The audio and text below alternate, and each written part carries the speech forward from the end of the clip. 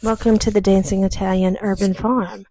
Today, we're just doing a bunch of stuff. So what I'm doing right here is I am in my potato patch, believe it or not, and I am going to direct sow some carrots. Since potatoes do fairly well in this area, I decided I would give my carrots a try over here.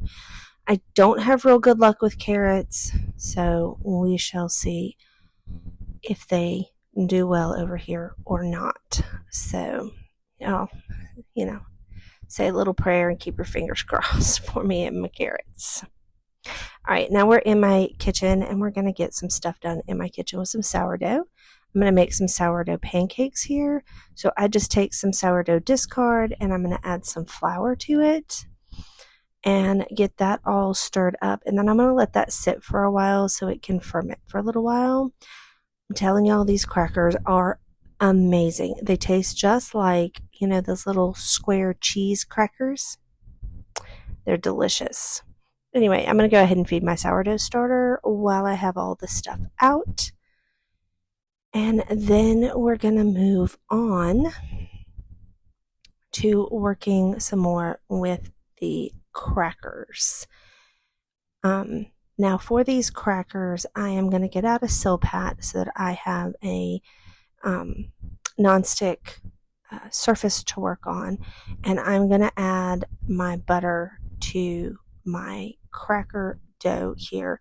Now what happened there was the hook of my Danish dough hook came off. So I decided to just take the dough out of the bowl and work it on the mat, kind of knead the butter into the dough. And I'm going to have to add more flour to it because it's really sticky and it's not supposed to be a sticky dough. It's supposed to be a nice smooth dough. If you follow the directions in the recipe, it does turn out that way without having to add extra flour.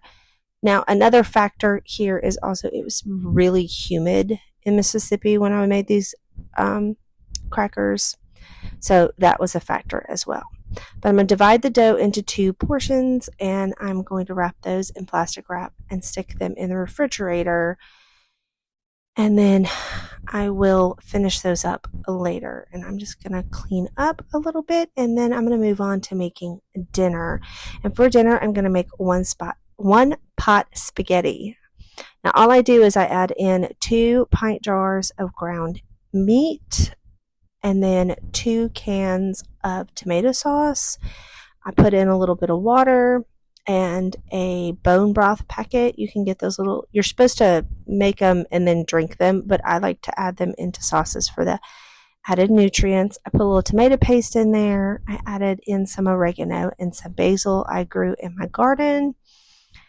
And I just let it simmer till it came to a boil. Then I added my pasta and it was delicious. Always a hit in my house. And now I'm going to revisit the crackers. I'm going to roll them out. I'm going to cut them. I'm going to prick them and I'm going to bake them. They were absolutely delicious. When I tell you how good these were really, really good crackers. I really enjoyed them. I don't have a picture for you of them at the end. I apologize for that, but I will be making these again, so I'm sure I'll show you again.